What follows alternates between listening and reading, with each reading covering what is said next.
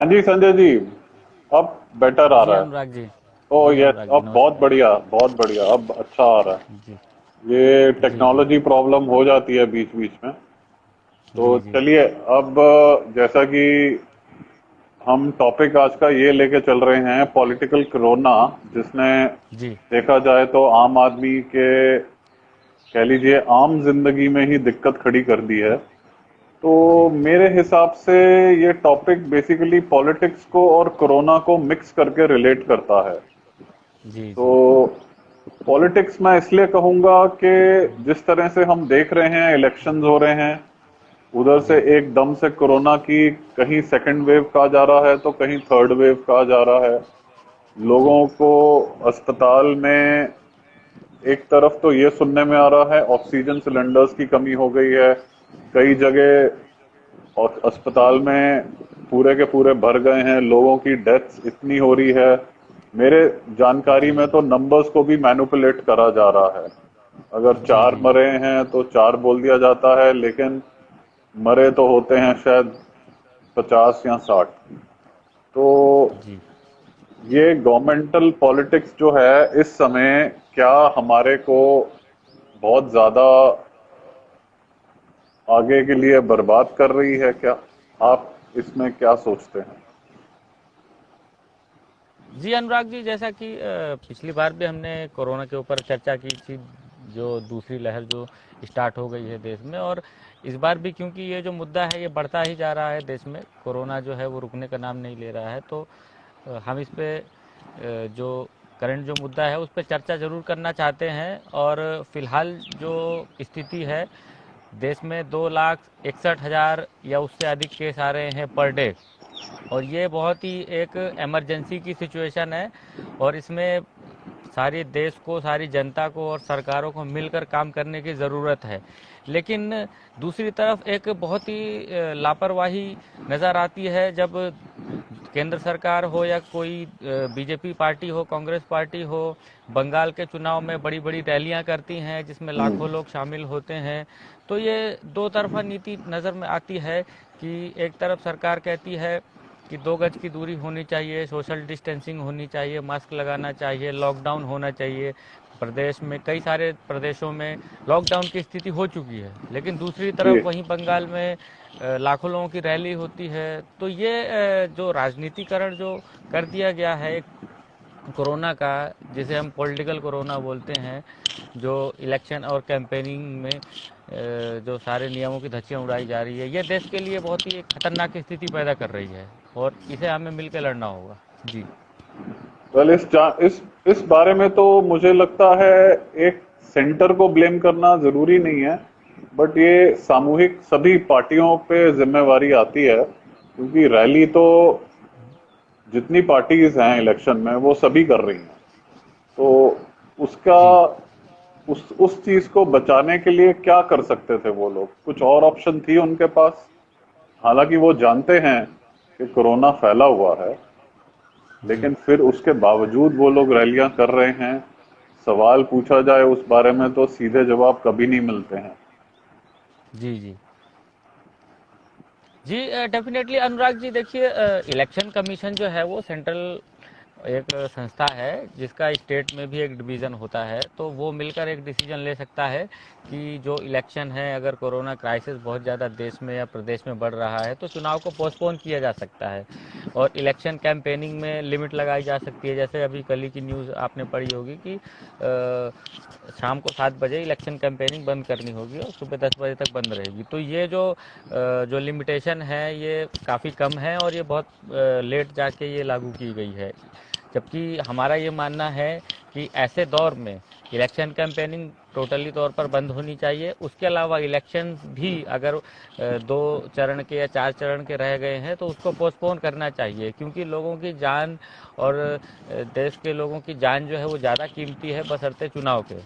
जी। इसमें जी आपको लगता है कि ये जो डिसीजंस होते हैं, मान लीजिए इलेक्शन जी कमीशन ले या कोई भी ले, इसमें भी जी एक तरह की पॉलिटिक्स होती है? जी इलेक्शन डेफिनेटली वही चीज़ मैं कैंपेनिंग तो कहना हो चाह रहा चुकी था। है और फिर बोल रहे हैं कि जी कोरोना फैला हुआ है तो रोक दीजिए। क्या उनको पहले नहीं पता था कि जी कोरोना तो फैला ही हुआ है? उसको आपको पहले ही मैनेज करके चलना चाहिए था। अगर आज हम एक तरह जी से वर्चुअल लेवल पे आ गए हैं, हर चीज को टेक्निकल सिस्टम के थ्रू, वर्चुअल के थ्रू, थ्रू कंप्यूटर टेक्निक्स हम अपना संदेश पहुंचा रहे हैं। वर्क फ्रॉम होम हो गया है, सब चीजों को मैनेज करा जा रहा है। तो क्या जी। कैंपेनिंग ऐसे नहीं हो सकती थी? उसके लिए कोई ऑल्टरनेटिव्स नहीं निकल सकते थे? आपको क्या लगता है? यकीनन अनुराग जी, जैसे कि हमने पहले भी आपसे एक बार चर्चा की थी, और अगर हम वर्तमान में देखें, अगर 2014 का जो चुनाव हुए थे, और जो मोदी जी हैं जो कि अपने आप में जाने जाते हैं 3D रैली करने के लिए, वर्चुअल स्पेस में सबसे ज़्यादा एक्टिवली काम करने के लिए, तो उन्होंने तो इस चीज़ की देश में शुरुआत की थी। और मैं समझता हूँ कि आज ये जो दौर चल रहा है, इसमें वर्चुअल कैंपेनिंग की बहुत ज़्यादा आवश्यकता है। अगर पिछले साल का भी अगर आप रिकॉर्ड निकालें तो पार्टी की बहुत सारी गतिविधियां जो बंद हो गई थी, जो वर्चुअल लेवल पर चालू थी, तो जो एक छोटे लेवल पे कैंपेनिंग ऑनलाइन और वर्चुअल लेवल पे चल सकती है, परंतु अगर हम हम्म। ग्राउंड में अगर रैली की बात करें तो वो तो टोटली तौर पर बंद होनी चाहिए, और उसमें जो नियम कानून है उसका भी पालन होना चाहिए। अगर कोई पहली बात तो सम्मेलन बंद ही होते हैं, किसी भी तरह के सम्मेलन या सभा या रैली कोरोना का जो प्रोटोकॉल है उसके खिलाफ है।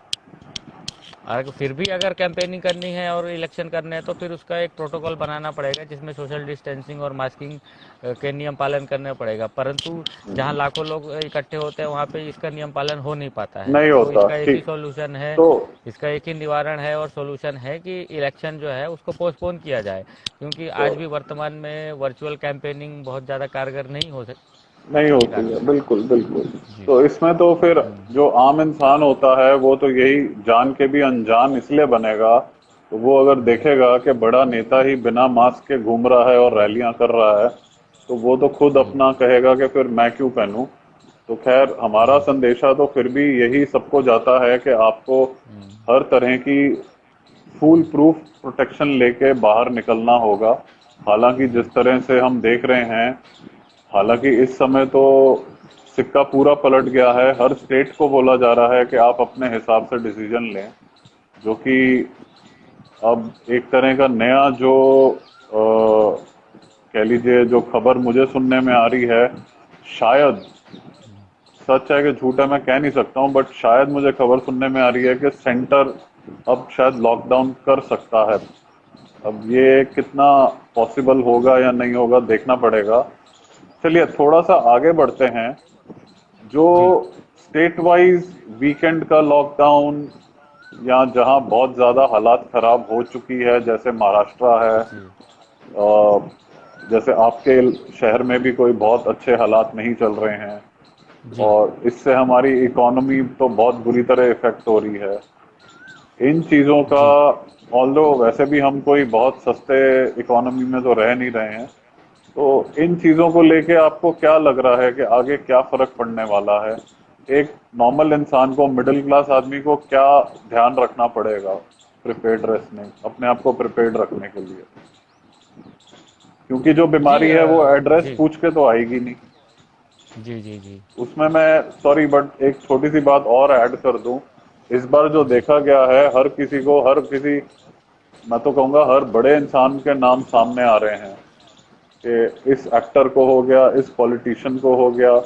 जिन आप देखिए, जिन पॉलिटिशियंस के नाम हम सुनते रहे हैं, बड़े बड़े जी पॉलिटिशियनों के, उनको तक आ गया है कि कोरोना हो चुका है।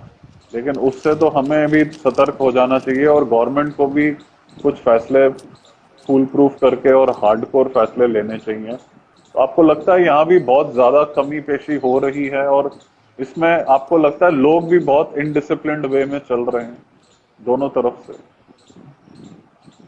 जी। डेफिनेटली मेरे विचार में अगर आप पिछले एक महीने की अगर रिकॉर्ड देखें, गतिविधियां देखें, तो कोरोना फैलने के वो सारे कारण हैं, वो सारी लापरवाही है जो सरकार से लेके, जनता से लेके आम नागरिक ने की है। फिलहाल जो स्थिति बन रही है उसमें कोरोना जो है वो इतनी रफ्तार से फैल रहा है, 2,60,000 61,000 केस जो हैं वो पर डे आ रहे हैं, और ये अनुमान हो सकता है कि 3 लाख पर डे तक भी जाएं, जो कि पिछली जो लहर थी, पहली जो लहर थी उससे कई गुना ज़्यादा है, 2 गुना से भी ज़्यादा हो चुकी है। पिछले लहर में मैक्सिमम जो केस आए थे वो 97,000 के करीब थी पर डे। और इस बार जो है जो कि उम्मीद से भी बहुत ज़्यादा है। और इसका कई सारे कारण है जो मैं आपको बताना चाहूँगा जी। कि जो एक्सपर्ट्स का कहना है कि एक तो जो नया वेरिएंट आया है जो यूके का है और या फिर और अफ्रीका का जो वेरिएंट है वो बहुत तेज़ी से फैलता है। वो जो है वो अपने देश में एंटर कर चुका है जिस वजह से इतनी तेज़ी से ये फैल रहा है। पहला कारण ये है। दूसरा जो लापरवाही जो हमने की जब जनवरी और फरवरी में जब कोरोना के केसेस डाउन हो गए थे तो हमारी जो जनता है, जो पॉलिटिशियंस हैं, जो सेलिब्रिटीज़ हैं, तो प्रशासन है, सब ढीला पड़ गया था। और ये देखने में आ रहा था कि एक कोरोना का जो डर है वो ख़त्म हो चुका है, कोरोना की जंग हम जीत चुके हैं। लेकिन ये लापरवाही के कारण जो है आज हम स्थिति में पहुंच चुके हैं कि स्थिति आउट ऑफ कंट्रोल हो चुकी है। कई सारे नेता जो हैं वो विपक्ष के वो तो ये कह रहे हैं कि नेशनल हेल्थ इमरजेंसी लागू होनी चाहिए देश में, क्योंकि स्थिति कंट्रोल से बाहर हो चुकी है। मौत का आंकड़ा बहुत ही ज़्यादा बढ़ता जा रहा है। कल का अगर आप देखेंगे तो एक दिन में 1500 लोग मर रहे हैं पूरे देश भर में। उसके अलावा मध्य प्रदेश में, छत्तीसगढ़ में, महाराष्ट्र में जो है पॉजिटिविटी रेट बहुत ज़्यादा बढ़ चुका है। दिल्ली की अगर बात करें तो 30% पॉजिटिविटी रेट हो चुका है। देश भर में ये 16% हो चुका है। और इसके अलावा जो मरीज़ हैं उनको क्या है कि बहुत मुश्किल का सामना करना पड़ रहा है। जैसे कि उनको अस्पताल में जाते हैं, ज़्यादा सीनियर है, उनको बेड की नहीं उपलब्धता नहीं होती हो है। रही। उसके अलावा बेड मिल जाएगा तो उनको ऑक्सीजन सिलेंडर नहीं मिलेगा, नहीं। वेंटिलेटर नहीं मिलेगा। ये स्थिति लगभग पूरे देश में ये हो चुका है क्योंकि मरीजों की संख्या अचानक से बढ़ी है पिछले 3-4 हफ्तों में। और ये कारण है कि स्थिति आउट ऑफ कंट्रोल हो चुकी है। इतनी ज़्यादा डेथ्स हो रही है कि जो सरकार से बताते नहीं बन रहा है कि और वो रिकॉर्ड छुपाने का भी काम कर रही है। कई अभी एक खुलासा हुआ है जिसमें मध्य प्रदेश के भोपाल में सरकारी रिकॉर्ड के हिसाब से 4 मौतें हुई है। लेकिन जब जो शमशान घाट का जो रिकॉर्ड है जहाँ पे लोगों को जलाया जाता है वहाँ पर जब देखा गया तो वो करीब हाँ, 104 के 100-104 के करीब जो है वो रिकॉर्ड आया। तो ये बिल्कुल, कहीं ना बिल्कुल। कहीं सरकार की जो है ये लापरवाही भी दिखाता है और एक मंशा दिखाता है कि मैनिपुलेट कर रहे हैं वो डेटा को। हुँ। जी। और मध्य प्रदेश की अगर बात करें तो पूरे प्रदेश में अभी तक कोई भी ऑक्सीजन का प्लांट नहीं है। ये अपने आप में एक बहुत बड़ी लापरवाही है कि पिछले 1 साल में जब कोरोना बढ़ता जा रहा था, पिछले 1 साल में हमारे देश की और हमारे प्रदेश की क्या तैयारी रही?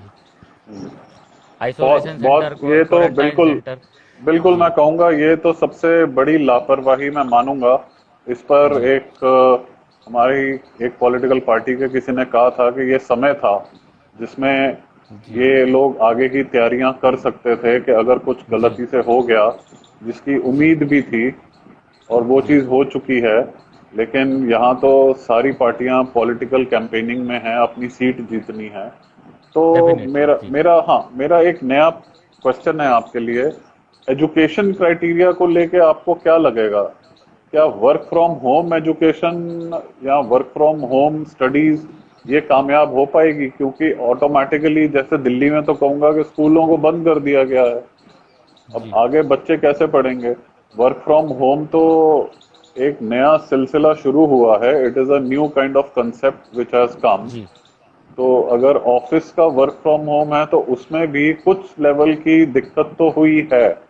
ठीक है, जी। कईयों के लिए ठीक रहा होगा, बट एक कुछ परसेंटेज में दिक्कत तो होती है। बट जी। जी। एजुकेशन का वर्क फ्रॉम होम होना कितना सक्सेसफुल हो पाएगा? क्योंकि बच्चा अगर स्कूल ना जाए, स्कूल नहीं जा रहा वो भी हम समझते हैं, ठीक है। इस ड्रेडफुल बीमारी के कारण स्कूल भेजना भी मुश्किल है। लेकिन घर से पढ़ाना ये कैसे पॉसिबल हो पाएगा और इसका क्या सक्सेस रेट आपको लगता है होगा?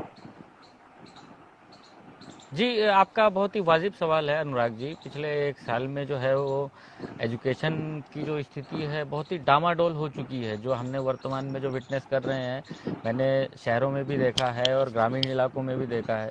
शहरों की बात करूं तो जो ऑनलाइन जो एजुकेशन है, जो स्टडी है, वो फिर भी काफ़ी हद तक सक्सेसफुल हो सकती है क्योंकि जो टेक्नोलॉजी है, जो ऑनलाइन जो सर्विसेज हैं वो शहर में उपलब्ध है, बच्चों को मोबाइल या लैपटॉप उपलब्ध है। उसके अलावा उनके पेरेंट्स भी इतने अवेयर हैं, उनके टीचर भी इतने एजुकेटेड हैं कि वो उनको घर बैठे पढ़ा सकते हैं एक हद तक। परंतु अगर हम ग्रामीण इलाके की बात करें, जहाँ पे से मैं भी बिलोंग करता हूँ, और वहाँ पे हमने जो स्थिति देखी है कि ऑनलाइन पढ़ाई एक हुआ है। यहाँ पे कोई ये जानता नहीं है कि ऑनलाइन पढ़ाई कैसे होती, ना ही टीचर जानते हैं, ना ही स्टूडेंट जानते हैं। उनके पास टेक्नोलॉजी भी उपलब्ध नहीं है, टेक्नोलॉजी को वो ऑप्टिमम तरीके से यूटिलाइज भी नहीं कर पाते, ना ही टीचर ना ही स्टूडेंट।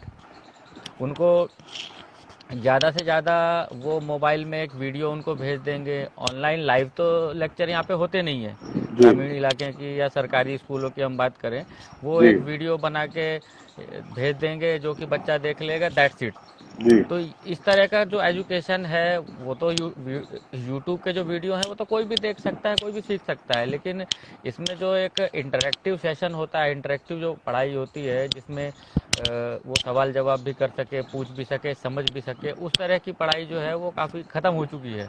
जी और उसके अलावा क्या है कि यहाँ पे बच्चों के पास, कई बच्चों के पास मोबाइल भी उपलब्ध नहीं है और इंटरनेट पैक भी उपलब्ध नहीं है, तो वो जी जी ऑनलाइन पढ़ाई कैसे कर पाएंगे। उसके अलावा उनके जो माँ बाप है वो इतने अवेयर नहीं हैं, वो ऑनलाइन टेक्नोलॉजी से अवेयर नहीं है, तो अपने बच्चों को वो चीज़ पढ़ा भी नहीं सकते, समझा भी नहीं सकते। वो खुद अलग अलग जगह मजदूरी करते हैं या काम करते हैं, वो गरीब हैं। तो ये काफ़ी अनसक्सेसफुल रहा है। अगर मैं राइट पिछड़े इलाकों की बात करूं और ग्रामीण इलाकों की बात करूं, जी इवन मैंने तो ये तक देखा है कि बच्चों को घर के कामों में इन्वॉल्व कर दिया जाता है, क्योंकि पिछले 1 साल से वो घर पे ही बैठे हुए हैं। बैठे तो हुए हैं घर हाँ के हाँ वो जानवरों को पालने में या खेती के कामों में बच्चों को इन्वॉल्व कर दिया जाता है, क्योंकि ऑनलाइन पढ़ाई का कोई मतलब निकलता नहीं है। और इस कारण से क्या है कि उनका साल पूरा बर्बाद हो चुका है। और उसके अलावा अगर मैं एग्ज़ाम्स की बात करूं, तो क्योंकि मई में 10वीं के और 12वीं के बोर्ड के एग्ज़ाम होने वाले थे, स्टेट बोर्ड्स के भी और सेंट्रल गवर्नमेंट के भी। जी लेकिन अचानक से ये जो सेकंड वेव आई, जिसको किसी को नहीं, नॉलेज भी नहीं था कि ये होने वाला है, तो वो जो 10वीं के, जो पिछले साल भी यही हुआ था और इस साल भी ये हुआ कि ये बोर्ड फिर से कैंसिल करने पड़े। जी तो जो सेंट्रल गवर्नमेंट के भी जो अनाउंसमेंट है उसके हिसाब से 10th के जो एग्ज़ाम हैं बोर्ड के, वो तो कैंसिल हो गए हैं। 12th के जो जी हैं जी वो जून में डिसाइड होगा कि एग्ज़ाम कराए जाएंगे कि नहीं कराए जाएंगे। तो बिल्कुल इससे आप बिल्कुल खुद ही अंदाज़ा लगाइए कि जो स्टूडेंट्स या जो बच्चे, चाहे वो शहर में हो या गांव में, सेंट्रल गवर्नमेंट के बोर्ड में हो या स्टेट में हो, बिना एग्ज़ाम दिए या फिर जो असाइनमेंट है या प्रैक्टिकल उसके आधार पर अगर पास हो जाएंगे, तो फिर उनके भविष्य के लिए एक कहीं ना कहीं अंधकारपूर्ण भविष्य हम बना रहे हैं। बिल्कुल बिल्कुल आप बिल्कुल जी। सही कह रहे हैं क्योंकि जी। इस 1 साल ने कोविड के टाइम से जो हुआ है हमको, जी। मैं तो ये कहूँगा बहुत ही बड़ी सीख दे दी है हर सेक्टर में कि क्या क्या जी। दिक्कतें हैं और एक मान लीजिए फ्यूचर में क्या पॉसिबिलिटीज हो जाएंगी, ये हमको डील करना पड़ेगा। तो जी। मुझे लग रहा है कि इसके लिए तो एक कुछ नया, मैं क्या शब्द बोलूं यही नहीं मुझे दिमाग में आ रहा, कुछ जादू जी। हो जाए या भगवान कुछ ऐसा नया हमारे को छड़ी दे दे जिससे कुछ हमारे को सॉल्यूशन मिल जाए। जी बिल्कुल। आपको क्या लगता है, मेरा अगला सवाल है, जो कोविड वैक्सीन आई है जी। वो कितनी सफल रहेगी, क्योंकि अब मुझे सुनने में आया कि ये वैक्सीन की 3 बूस्टर या कितनी बूस्टर डोजेस लगवानी पड़ेंगी। लेकिन हालांकि ये तो नई वैक्सीन है, कई लोगों ने लगवाई है बिल्कुल और कई लोगों ने नहीं लगवाई, कुछ लोग डर के लगवा रहे हैं कि भाई, लेकिन उसके रिजल्ट्स एक तरह से मेरे हिसाब से 50-50 रहे हैं। और कई जी। लोगों को लगवाने के बावजूद भी कोरोना हो गया है, कई लोगों की जी। लगवाने के बाद भी डेथ हुई है और कई लोग ठीक रहे हैं। तो ये बहुत ही मिक्स्ड सा रिस्पॉन्स है। तो आप जी। बताइए जी। इस बारे में आपका क्या विचार है। जी अनुराग जी, वैक्सीनेशन की अगर हम बात करें, तो जो एक्सपर्ट्स का जो कहना है, जो हमारे पास रिपोर्ट्स आ रही है इंटरनेशनल और नेशनल लेवल की, उसके अलावा जो हम देख रहे हैं सरकार ने जो डिसीजन लिए हैं, उससे तो यही समझ में आता है कि जो वैक्सीनेशन है, भारत की 2 दवाइयां हैं जो हम दे रहे हैं फ़िलहाल, जो कोवैक्सीन है और कोविशील्ड है उस तो जो कि भारत की कंपनियां बना रही हैं। इसके अलावा अफरा तफरी में आके भारत सरकार ने अभी दो जो इंटरनेशनल वैक्सीन है, जो एक की रशिया की है और एक अमेरिका की है, स्पुतनिक और स्पुतनिक फाइजर, या इनको परमिशन दे दी है क्योंकि जी अचानक से भारत में और अलग अलग स्टेट में वैक्सीन की कमियां आने लगी। जी लोग डिमांड करने लगे अभी वैक्सीन की बहुत कमी है। कई सारे स्टेट्स ने डिमांड की है कि हमारे पास 2 दिन के लिए वैक्सीन सिर्फ बची हुई है, 4 दिन के लिए बची हुई है, हमारे पास स्टोरेज नहीं है।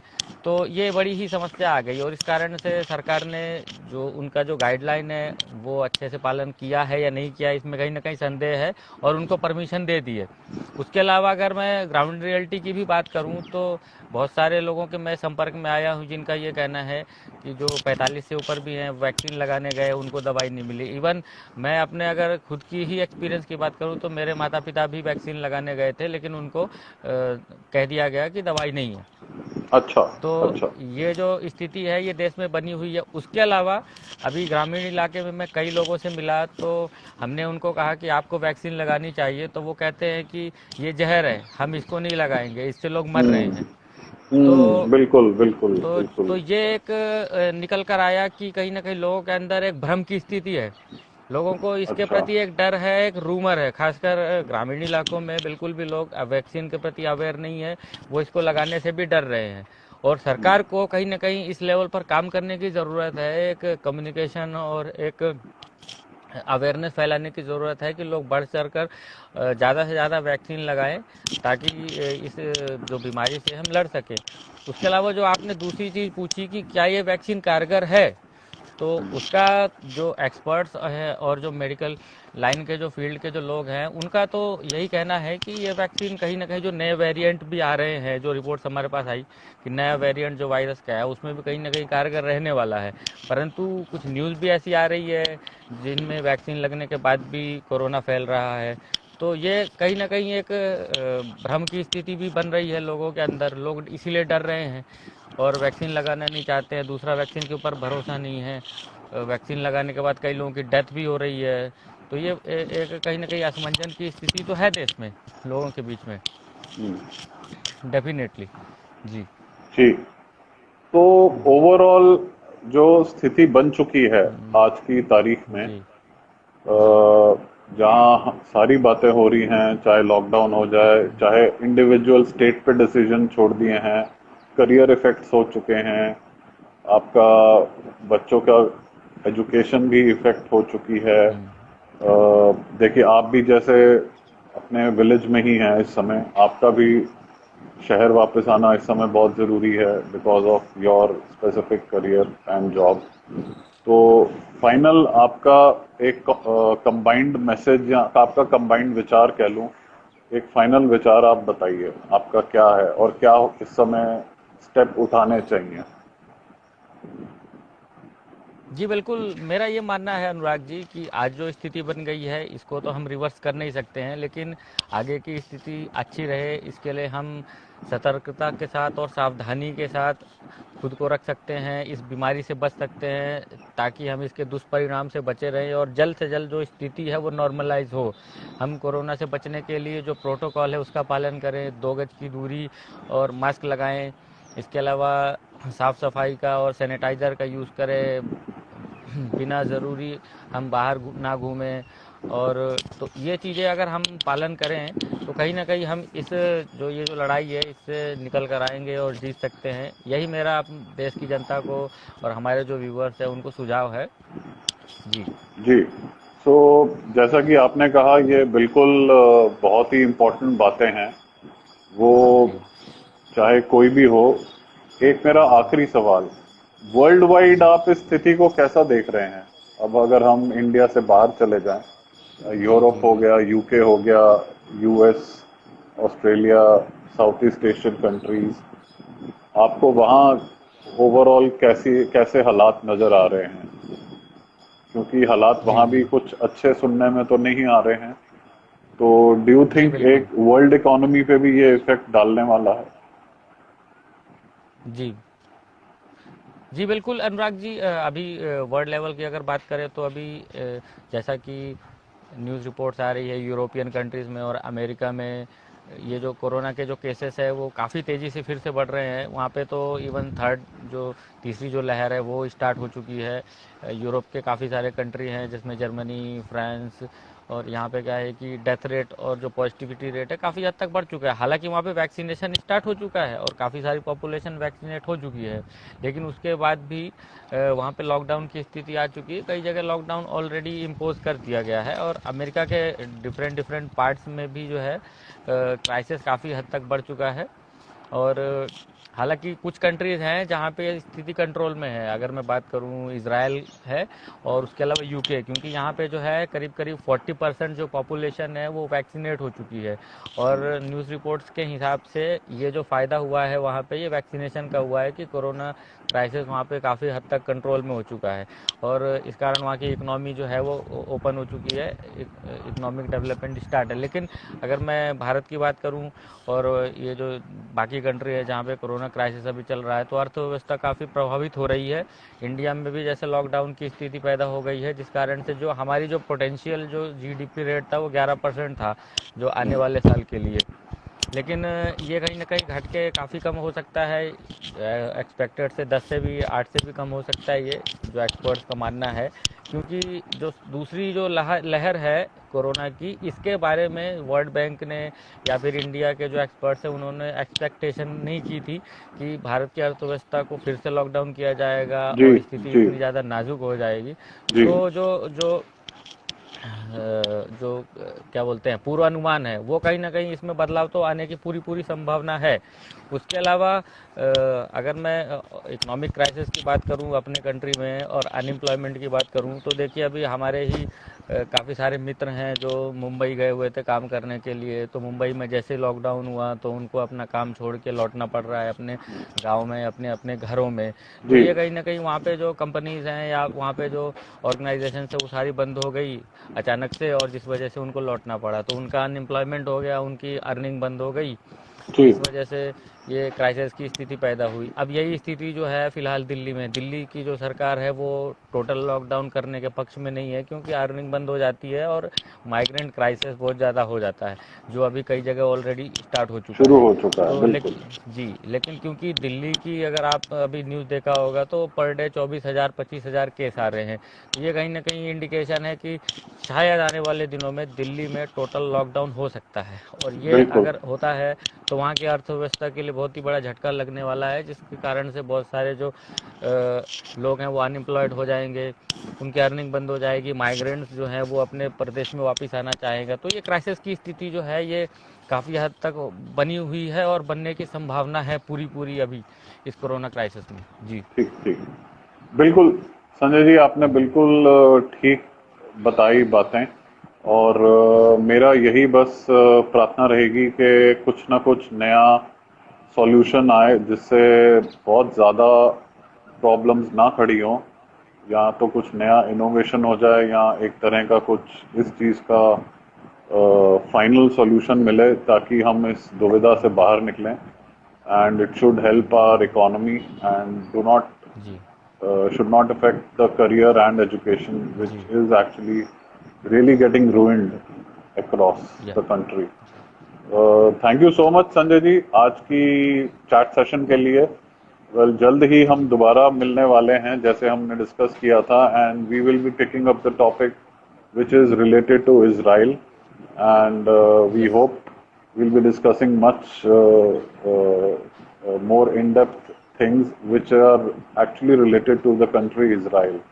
So that will या actually be a very surprise discussion for our audience. Thank you for today. We'll see you soon. Thank you. Thank you Anurag.